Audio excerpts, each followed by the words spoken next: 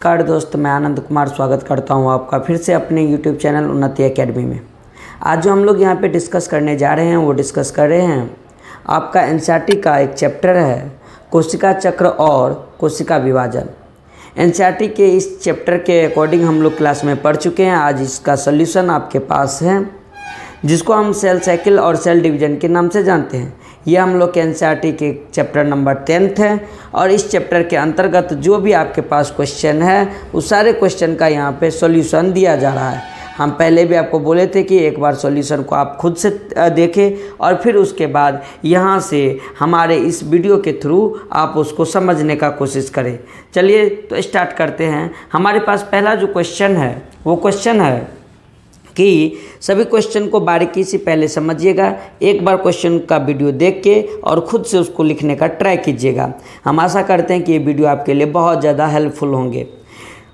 Question है पहला हमारे पास कि स्तनधारियों के कोशिका स्तनधारियों की कोशिकाओं की औसत कोशिका चक्र अवधि कितनी होती है। स्तनधारी का मतलब दोस्तों किसके बारे में बात कर रहा, मेमेलियंस के बारे में बात कर रहा। स्तनधारियों का मतलब दोस्तों कि किसके बारे में बात कर रही है कि ऐसे जीव जो किसको बच्चे को जन्म देते हो, ऐसे जीव किसको कौन जो कि बच्चे को जन्म देते हो और अपने शिशु को क्या करते हो तो दूध का सेवन करवाते हो, दूध का फीड करवाते होते हैं पोषण के तौर पे, तो हम उसे स्तनधारियों के अंतर्गत रखते हैं। तो हम लोग एनसीईआरटी में दिया हुआ कि अगर स्तनधारी द्वीप के बारे में बात करते तो उसका 24 घंटा के अंतर्गत 24 घंटा के समय में मनुष्य की कोशिका अथवा स्तनधारियों के कोशिका में कोशिका विभाजन पूर्ण होने में केवल कितना 1 घंटा लगता है। यानी हम ये बात बखूबी जानते हैं, एनसीईआरटी में दिया हुआ है कि जब हम मनुष्य के कोशिका के बारे में बात करते हैं दोस्तों तो मनुष्य का कोशिका क्या होता है तो जब उसके अंदर सेल कोशिका चक्र चलता है तो कहते हैं कि 23 घंटा जो उसका होता है वो उसका कौन सा विराम अवस्था होता है और 1 घंटा केवल लास्ट के 1 घंटा में वो अपने कोशिका विभाजन को दोस्तों क्या करता है तो पूर्ण करता है। तो यही लेके बोला गया है कि 24 घंटे के समय में मनुष्य का कोशिका अथवा स्तनधारी की कोशिकाओं में कोशिका का विभाजन पूर्ण होने में केवल 1 घंटा लगता है, लेकिन ये चक्र जो होता है ये दोस्तों कितना 24 घंटा का होता है। अगला क्वेश्चन हमारे पास है कि जीवदर्भ विभाजन व केंद्रक विभाजन में क्या अंतर है। जीवदर्भ विभाजन और केंद्रक विभाजन, जीवदर्भ अलग होता है दोस्तों और केंद्रक विभाजन जो होता है वो हम लोग का अलग होता है। जब इसके बारे में बात करते हैं तो देखिए क्या लिखा हुआ है, कोशिका चक्र के एम प्रवस्था, एम माइटोसिस प्रवस्था जिसके अंदर विभाजन होने का होता है लास्ट का 1 घंटा में केंद्रक का विभाजन आरंभ होता है जिसमें गुणसूत्र क्रोमोसोम अलग होकर 2 केंद्रक का निर्माण करते हैं। इसे केंद्रक विभाजन अथवा कैरियोकाइनेसिस के नाम से हम जानते हैं। केंद्रक विभाजन को दोस्तों यहाँ पे क्या कहा जाता है कैरियोकाइनेसिस। ये आपके लिए यहाँ पर कौन सी इंपॉर्टेंट पार्ट्स है कि कैरियोकाइनेसिस जो होते हैं उसको हम केंद्रक विभाजन के नाम से जानते हैं। कहा जाता है कि सामान्यतः इस क्रिया की समाप्ति पर कोशिका द्रव में भी विभाजन होकर 2 कोशिका बन जाती है। इसे जीवदर्भ विभाजन अथवा साइटोकाइनेसिस के नाम से जानते हैं। यानी जब एक कोशिका जो होते हैं दोस्तों वो 2 कोशिका में जब विभाजित हो जाते हैं तो हम उसे साइटोकाइनेसिस के नाम से जानते हैं। तो जीवदर्भ जब विभाजन होता है अथवा साइटोकाइनेसिस कहते हैं। और यदि केवल कैरियोकाइनेसिस हो तथा साइटोकाइनेसिस ना हो तो एक कोशिका क्या बन जाता है दोस्तों, यानी बहुकेंद्रीय से मल्टी न्यूक्लिएटेड बन जाती है। यानी क्या होता है कि कोशिका तो एक ही रहता है दोस्तों, लेकिन उसके अंदर केंद्रक जो होते हैं दोस्तों गुणसूत्र का संख्या बहुत ज़्यादा एक ही कोशिका के अंदर होने पे हम उसे बहुकेंद्रीय के नाम से जानते हैं। यानी वो कोशिका विभाजन दोस्तों नहीं कर पाता। चलिए अगला क्वेश्चन के बारे में जब बात करते हैं, तीसरा क्वेश्चन के बारे में बात करते हैं, तो तीसरा क्वेश्चन को समझते हैं। तीसरा क्वेश्चन को जब समझते हैं तो बोला गया कि अंतरा अवस्था में होने वाली घटनाओं का वर्णन कीजिए। यानी दोस्तों हम फिर से बात कर रहे हैं कि जब एक कोशिका विभाजन का बात करते हैं तो इसके अंदर 2 अवस्था होती है। एक अवस्था को हम किसके नाम से इंटरफेज अंतरा अवस्था और एक फेज जो होता है वो हमारा एम फेज होता है जिसको कि हम क्या बोलते हैं विभाजन वाली अवस्था के नाम से हम इसको जानने का काम करते हैं, माइटोसिस वाले अवस्था के नाम से जानते हैं। तो अंतरा अवस्था में होने वाली घटनाओं का वर्णन कीजिए। इसका जब दोस्तों बात करते हैं तो क्या बोला गया है कि यह अवस्था कोशिका की विश्राम अवस्था रेस्टिंग फेज मानी जाती है, क्योंकि इस अवस्था में कोशिका वृद्धि करती है और अगले विभाजन की तैयारी पूर्ण होती है तथा डीएनए का द्विगुण होता है। और इस अवस्था में 3 चरण होते हैं। इस अवस्था में क्या चरण होता है दोस्तों? 3 चरण होता है। कौन सा? G1, S और G2 फेज, जो यहाँ पे आपका दिया हुआ है। और G1 के अंदर हम जानते थे कि उपापचयी वाला घटना यानी केमिकली और ग्रोथ, दो केमिकली एक्टिविटीज और ग्रोथ जो होता है वो कोशिका के अंदर देखने को मिलता है दोस्तों। S फेज के अंदर हम जानते हैं दोस्तों कि क्या होता है कि 2C से 4C होता है, यानी DNA जो होता है दोस्तों, उस DNA का रेप्लिकेशन हो जाता है, उसका नंबर तो बढ़ जाता है दोस्तों, लेकिन वहीं पे जो क्रोमोजोम होता है दोस्तों, किसका बात करते हैं? ये जो क्रोमोजोम जो दोस्तों होता है, उस क्रोमोजोम का अगर बात करें तो उसका नंबर दोस्तों बढ़ नहीं पाता है, वो 2n से दोस्तों 2n ही रह जाता है। जबकि गैप फेज के अंदर आगे की और क्रियाएं, मेटाबॉलिक एक्टिविटीज और ग्रोथ चलता है दोस्तों। अब यहाँ पर लिखा हुआ है कि G1 फेज माइटोसिस तथा डीएनए द्विगुण प्रारंभ होने का एक मध्यावकाश यानी बीच वाला एक पार्ट्स है। और S फेज में डीएनए का संश्लेषण वो द्विगुण होता है। डीएनए की मात्रा द्विगुण हो जाती है, परंतु गुणसूत्र की संख्या में वृद्धि नहीं होती है दोस्तों। और यदि G1 में अगर गुणसूत्र का संख्या 2n है तो संख्या 2n है तो S फेज में वो 2n ही होगी। किंतु अगर डीएनए अगर वहाँ पे द्विगुण हो गया तो द्विगुण के साथ साथ सेंट्रियोल का भी S फेज में विभाजन हो जाता है, जो कि केंद्रक विभाजन करने में अहम योगदान देता है कोशिका अंगक। और G2 फेज में प्रोटीन संश्लेषण होता है तथा कोशिका माइटोसिस के लिए दोस्तों क्या हो जाते हैं? तैयार हो जाते हैं।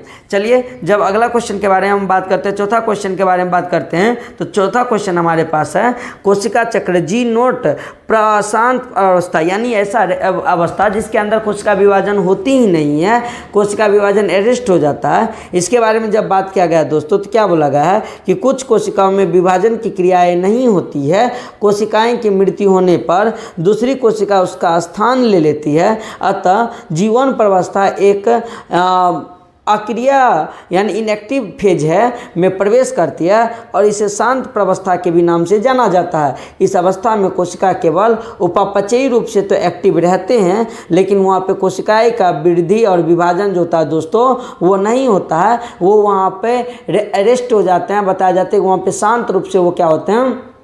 शांत रूप से अपनी क्रियाएं को जारी रखते हैं। और इसका जो हम लोग का उदाहरण होता है दोस्तों वो हमारा कौन सा है? हृदय, जो कि इस अवस्था के अंतर्गत आता है।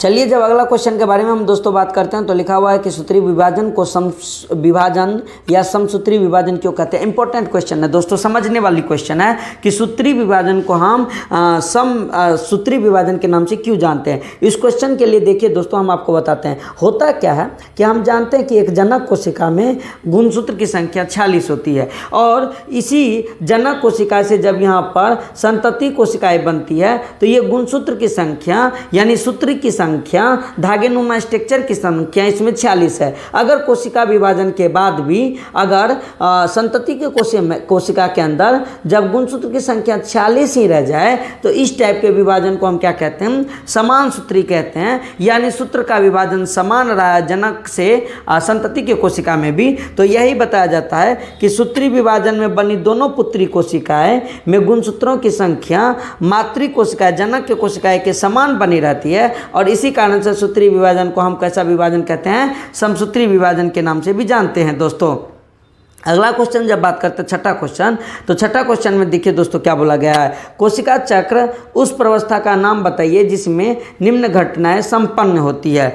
कोशिका चक्र के उस प्रवस्था का नाम बताइए जिसके अंदर निम्न घटनाएं संपन्न होती है। पहला घटना क्या है? गुणसूत्र का स्पिंडल मध्य रेखा की ओर गति करना, और दूसरा है गुणसूत्र बिंदु का टूटना और अर्ध गुणसूत्र का पृथक होना, और तीसरा है समजात गुणसूत्रों के आपस में कैसे युग्मन का होना, और चौथा है समजात गुणसूत्रों के बीच विनय में क्रॉसिंग ओवर कैसे हो पाता है इसके बारे में। तो चलिए पहला का जब हम बात करते हैं तो पहला का आंसर है हमारे पास कौन सी गुणसूत्र तुल्क मध्य रेखा पर गति करता कब, मेटाफेज में। यानी दोस्तों हम जब पढ़ते हैं तो हमें एक बात बताई जाती है कि हमारे पास अगर किसका बात करते हैं दोस्तों, कोशिका के बारे में बात करते हैं, तो मान लिया जाए कि ये मेरा एक कोशिका है। इस कोशिका के अंदर दोस्तों क्या होता है, यहाँ पर हमारा क्या आता है, तर्क तंत्रा का है या तर्क केंद्र जो होता है वो आता है। और क्या होता है मेटाफेज के अंदर गुणसूत्र जो होता है दोस्तों, वो गुणसूत्र इस मध्य रेखा पे आके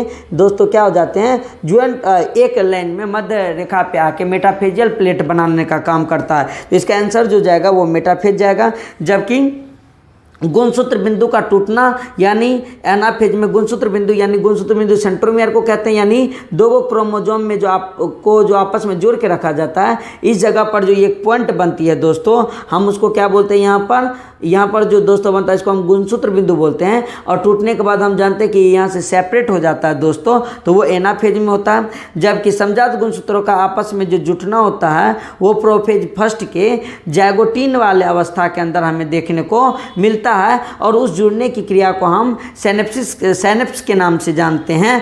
और चौथा का जो आंसर है वो समजात गुणसूत्र के बीच जो क्रॉसिंग ओवर होता है वो प्रोफेज फर्स्ट के ही पैकेटीन वाला अवस्था के अंदर हमें देखने को मिलता है दोस्तों। तो यहाँ पे ये दोनों क्वेश्चन जो है आपका दोस्तों, ये किससे, तो अर्धसूत्रांश से रिलेटेड है। किससे दोस्तों रिलेटेड है, अर्धसूत्रांश से रिलेटेड है। जबकि ये दोनों जो क्वेश्चन है ये समसूत्री वाले के अंदर ये घटना हमें देखने को मिलती है दोस्तों। तो आप चलिए अगला क्वेश्चन पे जब बात करते हैं तो लिखा हुआ निम्न के बारे में वर्ण कीजिए। पहला है आपका दोस्तों सूत्र का युग्मन, उसके बाद का है दोस्तों युगली, और तीसरा जो है वह है दोस्तों हमारा क्याजमाटा।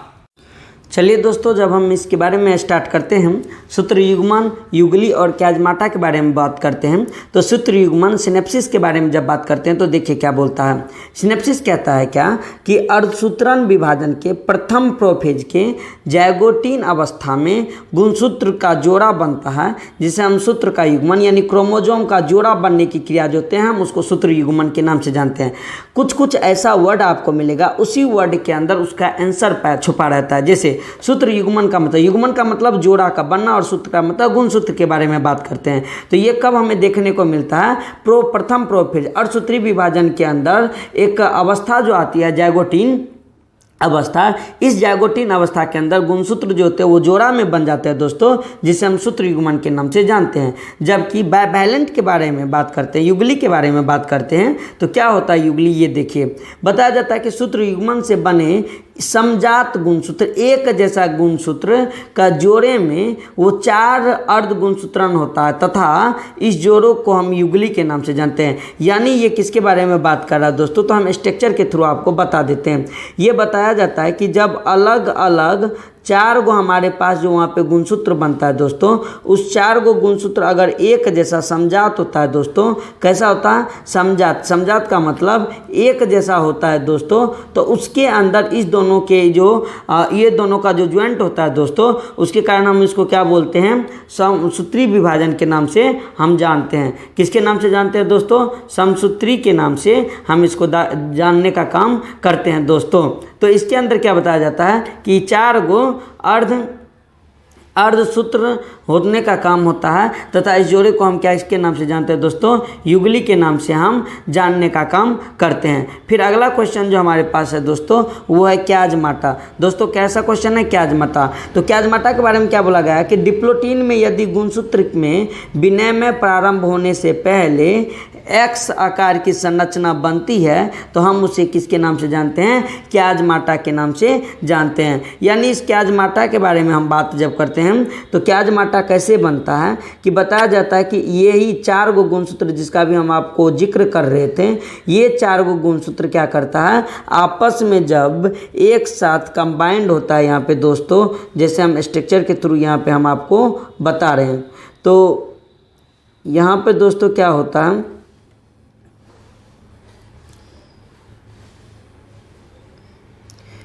एक गुणसूत्र यहाँ पर इसके साथ क्या हो जाता है दोस्तों, ज्वाइंट कर जाता है। तो यहाँ पर ये वाला जो स्ट्रक्चर आप दिख रहे हैं, ये वाला और ये वाला स्ट्रक्चर, ये जो पॉइंट्स होता है, हम इसी को किसके नाम से जानते हैं दोस्तों, क्याजमाटा के नाम से जानते हैं। तो कहा जाता है कि ये क्याजमाटा जो होता है वो एक्स आकार की एक संरचना बनती है डिप्लोटीन के अंदर, जब गुणसूत्र का क्या होता है, विनिमय। और इसी पॉइंट को इस जगह पे जो हुआ है, हम इसी को गुणसूत्र का क्या बोलते हैं, विनिमय के नाम से जानते हैं दोस्तों। अगला क्वेश्चन जो हमारे पास है वो देखिए क्या है। अगला क्वेश्चन है कि पादप और प्राणियों के कोशिका में कोशिका द्रव्य विभाजन में क्या अंतर है दोस्तों। तो देखिए लिखा हुआ है कि पादप कोशिका में विभाजन के समय, किस समय, पादप कोशिका के अंदर दोस्तों विभाजन के समय में एक पट का निर्माण होता है, सेल प्लेट का निर्माण होता है, जिसके बाद कोशिका भित्ति बनती है।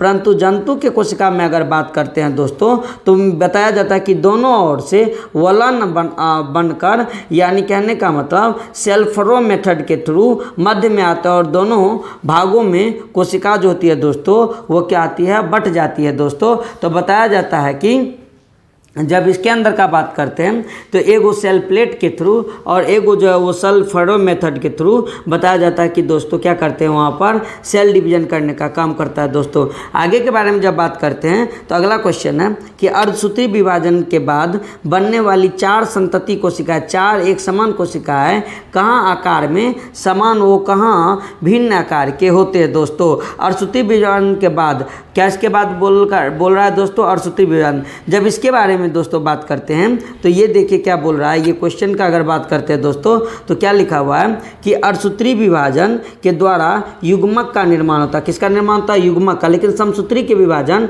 कायकी कोशिका का निर्माण होता है दोस्तों। इंपॉर्टेंट चीज है, हमें याद रखना पड़ेगा कि अर्धसूत्री विभाजन के द्वारा युग्मक का निर्माण होता है, जिसके अंदर या तो शुक्राणु जनन का, स्पर्मेटोजेनेसिस का, या तो अंडाणु का बनने की क्रियाएं होती है। और बताया जाता है इसके अंदर दोस्तों क्या होते हैं कि पेरेंट्स के कोशिका के विभाजन से बनने वाली कितनी, तो 4 जो होती है पुत्री कोशिकाएं समान होती है, और ये शुक्रायांतरण द्वारा शुक्राणु का निर्माण करती है, और शुक्र जनन में बनने वाली 4 संतति कोशिकाएं आकार में दोस्तों कैसा होता है, समान होता है। ये अर्धसूत्री विभाजन का दोस्तों क्या है, रूप है। जबकि इसी के थ्रू अंड जनन, oogenesis, जो मादा के अंदर बनने का काम होता है, उससे मातृ कोशिकाएं से बनने वाली संतति कोशिकाएं आकार में क्या होते हैं दोस्तों, भिन्न होते हैं। यानी शुक्राणु जनन वाला चारों का चारों कोशिकाएं समान होता है, लेकिन अंड जनन के अंदर जो कोशिकाएं होती है वो भिन्न होते हैं। और अंड जनन के फलस्वरूप एक अंडाणु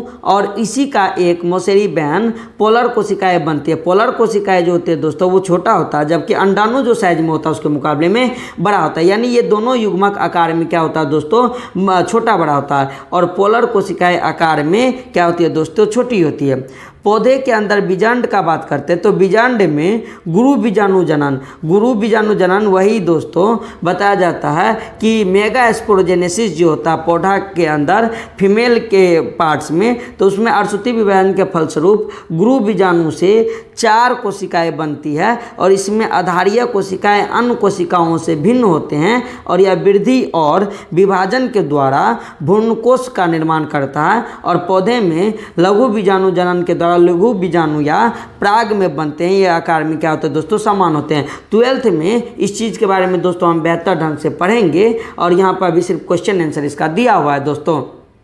आगे के बारे में जब हम बात करते हैं दोस्तों, अगला है हमारे पास क्वेश्चन क्या दोस्तों, कि सूत्री विभाजन की पश्चात और अर्धसूत्री विभाजन के पश्चात पश्चावस्था में क्या अंतर है दोस्तों। अच्छा क्वेश्चन है दोस्तों, इसको हमें समझना पड़ेगा। सूत्री विभाजन तथा अर्धसूत्री विभाजन के पश्चावस्था के अंदर क्या बात है दोस्तों, क्या इसके अंदर देखने को मिलता है। यानी एनाफेज के अंदर की बात करती है, किसकी बात करती है, एनाफेज। जब इसके अंदर हम दोस्तों देखने का बात करते हैं तो देखिए क्या लिखा हुआ, समसूत्री विभाजन के पश्चावस्था में, समसूत्री विभाजन के पश्चावस्था में क्रोमोजोम में क्रोमेटिड्स जो होती है अर्धगुणसूत्र प्रतिकर्षण के कारण विपरीत ध्रुवों की ओर खींचने लगती है, और इसे अर्धगुणसूत्रों को संतति गुणसूत्र के नाम से जानते हैं। दोनों क्रोमेटिड्स की संरचना समान होने से संतति कोशिकाएं मातृ कोशिकाएं के समान होती है। जबकि इसके अंदर अगर बात करते हैं दोस्तों तो क्या लिखा हुआ है, अर्धसूत्री विभाजन के पश्चावस्था प्रथम में सूत्र का युग्मन के कारण बनी गुणसूत्रों की जोड़ों में प्रतिकर्षण होने के कारण समजात गुणसूत्र विपरीत ध्रुवों की ओर खींचने लगती है। समजात गुणसूत्रों में क्रॉसिंग ओवर के कारण गुणसूत्रों की संरचना में थोड़ी सी बदलाव आती है और लक्षणों में भी विभिन्नता आ जाती है। इसमें गुणसूत्रों का बंटवारा होने के कारण पुत्री कोशिकाओं में गुणसूत्रों की संख्या आधी रह जाती है। यानी इसके अंदर 46 का 46 गुणसूत्र होता है दोस्तों, लेकिन इसमें 46 में से 23 जाता है दोस्तों। और हम जो अभी ऊपर वाला स्ट्रक्चर बताए थे उसमें क्रॉसिंग ओवर कैसे हो रहा था दोस्तों, हम उसका भी जिक्र किए थे। तो ये जो एनाफेज है, जो कि माइटोसिस वाला एनाफेज और मियोसिस वाले एनाफेज, दोनों के अंदर दोस्तों क्या होती है, अंतर हमें देखने को मिलता है दोस्तों। तो यहाँ पर हमें इस एनाफेज, माइटोसिस वाला और मियोसिस वाले एनाफेज के बारे में दोस्तों बात की गई है दोस्तों। यहाँ पर जब अगला क्वेश्चन के बारे में दोस्तों हम बात करते हैं तो अगला क्वेश्चन हमारा देखिए क्या है। अगला क्वेश्चन है कि सूत्री एवं असूत्री विभाजन में प्रमुख अंतरों की सूचीबद्ध कीजिए। ये भी आपका इम्पोर्टेंट क्वेश्चन है और एक बार इसको अगर बेहतर ढंग से आप समझ गए दोस्तों तो आपको यहाँ पे कोई भी क्वेश्चन करने में उतना प्रॉब्लम नहीं होगा। कहे कि सब क्वेश्चन यहाँ पे अच्छा करके यहाँ पे दिया गया। 18 को इसके अंदर दोस्तों क्या दिया गया है, अंतर इसके अंदर इसके लिए बताया गया। देखिए हम दोनों को एक एक करके डिस्कस करेंगे यहाँ पे दोस्तों। अच्छा क्वेश्चन है, थोड़ा इसको ध्यान से देखिएगा। सूत्री विभाजन के अंदर देखिए दोस्तों क्या होता है। पहला चीज बताया गया है कि कोशिका एक बार विभाजित होता है, और जबकि अर्धसूत्री विभाजन के अंदर कोशिका जो होती है वो 2 बार विभाजित होती है। ये कायिकी कोशिकाएं के अंदर होती है और ये जनन वाले कोशिकाएं के अंदर हमें देखने को मिलता है। ये अलैंगिक और लैंगिक दोनों के अंदर देखने को मिलता है दोस्तों सूत्री विभाजन। और इसके अंदर केवल और केवल लैंगिक के अंदर अर्धसूत्री देखने को मिलता है। ध्यान में ये हमें रखना है कि इसके अंदर 46 में से 46 क्रोमोसोम जनक से बच्चे के अंदर होता है, जबकि इसके अंदर 46 से कितना हो जाता है दोस्तों, 23 हो जाता है। तो ये केवल इसके अंदर अर्धसूत्री विभाजन लैंगिक वाला और ये अलैंगिक लैंगिक दोनों के अंदर देखने को मिलता है दोस्तों। इसके अंदर डीएनए का डुप्लीकेशन सुप्तावस्था में होता है, जबकि इसके अंदर डीएनए का द्विगुण प्रथम सुप्तावस्था में होता है, परंतु द्वितीय सुप्तावस्था में नहीं होता है दोस्तों। और 2 बार विभाजन के लिए डीएनए का द्विगुण 2 बार होता है दोस्तों, जबकि इसके अंदर 1 बार विभाजन के लिए डीएनए में द्विगुण 1 बार ही होता है। छठा का अगर पॉइंट का बात करते हैं तो बोला गया कि पूर्वावस्था बहुत छोटी अवधि में पूर्ण हो जाती है, जबकि पूर्वावस्था इसके अंदर अगर बात करते हैं तो हम 3-4 अवस्था देखते हैं। पूर्वावस्था के अंदर ही एक अवस्था होती है और सबसे लंबी अवस्था इसका पूर्वावस्था ही होता है दोस्तों, जिसके अंदर ये कुछ घंटों कुछ दिनों तक चलती रहती है अलग अलग जीवों में, जिसमें लिप्टोटीन, जैगोटीन, पैकेटीन, डिप्लोटीन, डायगैस्ट्रिस के नाम से जाना जाता है, जो कि इसकी उप अवस्थाएँ मिलती है और ये दोस्तों जटिल होता है। आगे बात करते हैं 7वां पॉइंट का दोस्तों। तो देखिए क्या बोला गया है कि इसके अंदर पूर्वावस्था जो होता है वो सरल होती है, जबकि इसके अंदर जो पूर्वावस्था है दोस्तों वो क्या होती है, जटिल होती है। इसमें केंद्रक आयतन में नहीं बढ़ता है, जबकि इसके अंदर केंद्रक का वॉल्यूम जो होता है बहुत बढ़ जाता है दोस्तों। इसके अंदर गुणसूत्र जोड़े में नहीं बनते हैं, कुंडली प्लेक्टोनिमिक होते हैं, जबकि इसके अंदर बता गुणसूत्र युग्मी होता है तथा कुंडली पैरानिमिक होते हैं दोस्तों। इसके अंदर बोला गया कि क्रॉसिंग ओवर नहीं होता है तथा क्याजमा नहीं बनता है, और इसके अंदर क्रॉसिंग ओवर होना तथा क्याजमा बनने से गुणसूत्र खंडों का विनिमय होता है, एक्सचेंज होता है, जिसके अंदर उसके अंदर बदलाव आती है। कोशिका विभाजन तथा गुणसूत्र विभाजन 1 बार में होता है, जबकि कोशिका विभाजन 2 बार, परंतु गुणसूत्र विभाजन 1 बार में होती है। यही दोनों इंपॉर्टेंस इस सब के बारे में हमें अलग पढ़ने के लिए मजबूर करती है दोस्तों। 12 नंबर के क्वेश्चन 12 नंबर में बोला गया कि मध्य अवस्था में सभी सेंट्रोमियर मध्य रेखा पर आ जाते हैं तथा एक रेखा में व्यवस्थित होते हैं। मध्य अवस्था पहला में सेंट्रोमियर 2 रेखा में व्यवस्थित रहते हैं तथा भुजाएं मध्य रेखा पर होती है दोस्तों।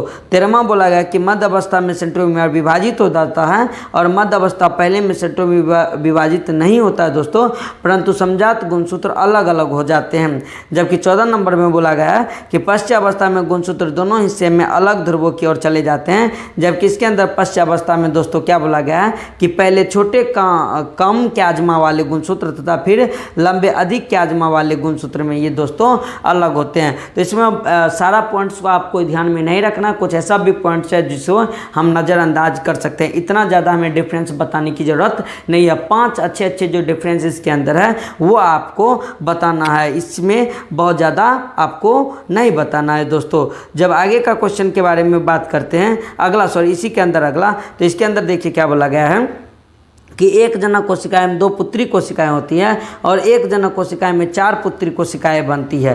पुत्री कोशिकाएं में गुणसूत्रों की संख्या जनक के समान होती है, ये सब आप इंपॉर्टेंट मान सकते हैं। इसमें पुत्री कोशिकाएं में गुणसूत्रों की संख्या जनक कोशिकाएं से ठीक आधी रह जाती है। केंद्रक विभाजन के पश्चात कोशिकाएं दर विभाजित होता है और इसके अंदर केंद्रक विभाजन के पश्चात कोशिकाएं दर का विभाजित होना निश्चित नहीं होता।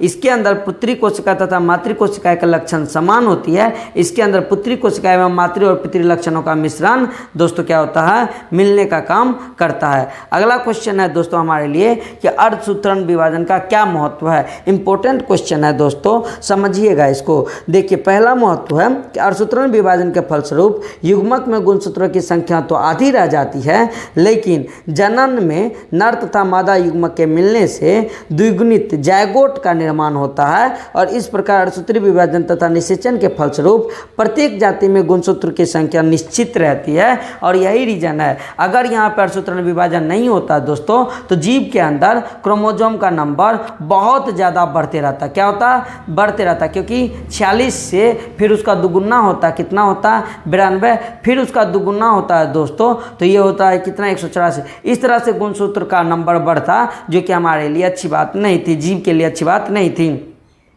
अर्धसूत्री विभाजन के समय क्रॉसिंग ओवर के कारण गुणसूत्रों की संरचना बदल जाती है। इससे क्या आती है दोस्तों, विभिन्नताएं उत्पन्न होती है और जैव विकास के लिए जैव का विभिन्नताएं होना बहुत अत्यंत जरूरी है दोस्तों। जब आगे के बारे में बात करते हैं तो आगे के बारे में लिखा हुआ है कि अपने शिक्षक के साथ निम्नलिखित बारे में क्या कीजिए दोस्तों, चर्चा कीजिए। चलिए आके हम इसके बारे में क्या करते हैं दोस्तों, चर्चा करने का काम करते हैं। लिखा हुआ है कि अपने शिक्षक के साथ निम्नलिखित बारे में चर्चा कीजिए। पहला, अगुणित कीटों और निम्न श्रेणी के पादपों में कोशिका विभाजन कहाँ संपन्न होती है। तो इस क्वेश्चन का आंसर देखिए क्या है कि नर मधुमक्खी और ड्रोन्स के बीच में जो वो निषेचन होती है ये अगुणित होती है, जिसके अंदर नर मधुमक्खियों के अंदर 32 क्रोमोसोम होता है और ड्रोन्स के अंदर 16 क्रोमोसोम अगुणित होते हैं। इसमें सूत्री विभाजन अनिश्चित अगुणित अंडों में होते हैं।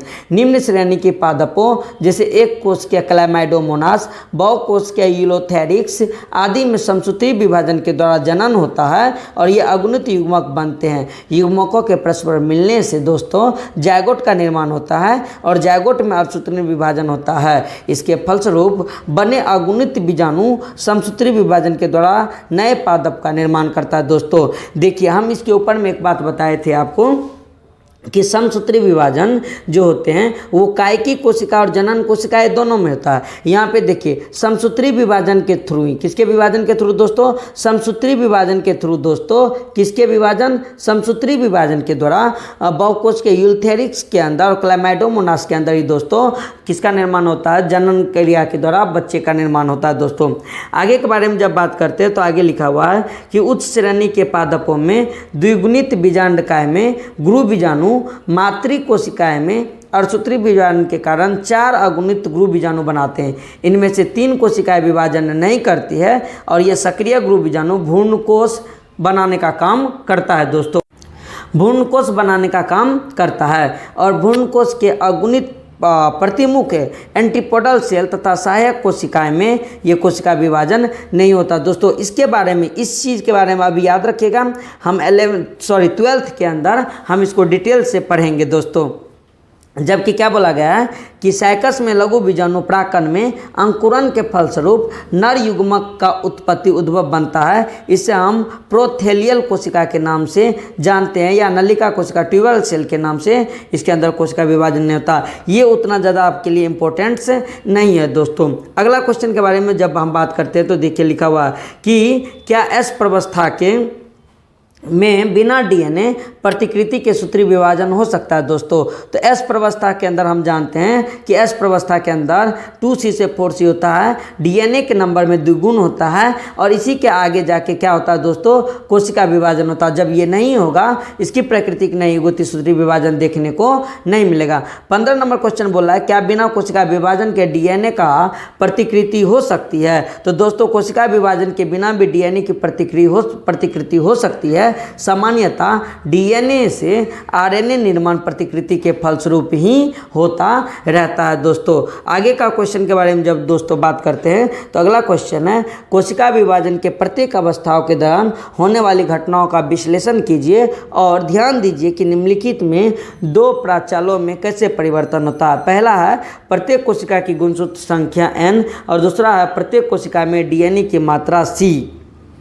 तो लिखा हुआ है कि अंतरावस्था के जीवन प्रवस्था में कोशिका का मेटाबॉलिक रूप से एक्टिव होती है, इससे निरंतर वृद्धि होती रहती है। एस प्रवस्था में डीएनए की प्रतिकृति होती है जिसके कारण डीएनए की मात्रा दुगुनी हो जाती है। यदि डीएनए के प्रारंभिक मात्रा 2C प्रदर्शित करता हो तो इसके आगे में जाके ये 4C हो जाती है, जबकि गुणसूत्रों की संख्या में कोई भी परिवर्तन हमें देखने को नहीं मिलती है। और जीवन प्रवस्था में गुणसूत्रों की संख्या अगर 2n है तो वो G2 प्रवस्था में भी इसकी संख्या 2n ही रह जाती है। जबकि अर्धसूत्रण विभाजन के अंदर दोस्तों अगर हम बात करते हैं तो पूर्वावस्था प्रथम के अंदर जैगोटीन वाले अवस्था में समजात गुणसूत्र तो जोड़ा बनाते हैं, लेकिन पश्चावस्था प्रथम में गुणसूत्रों बंटवारा होता है। यदि गुणसूत्रों की संख्या 2n हो तो अर्धसूत्रण विभाजन के पश्चात गुणसूत्रों की संख्या आधी n रह जाती है। जबकि जनन अंगों 2n में युग्मक जनन अर्धसूत्री विभाजन के फलस्वरूप होता है और इसके फलस्वरूप युग्मकों में गुणसूत्र की संख्या घटकर क्या रह जाती है, अगुणित आधी रह जाती है दोस्तों।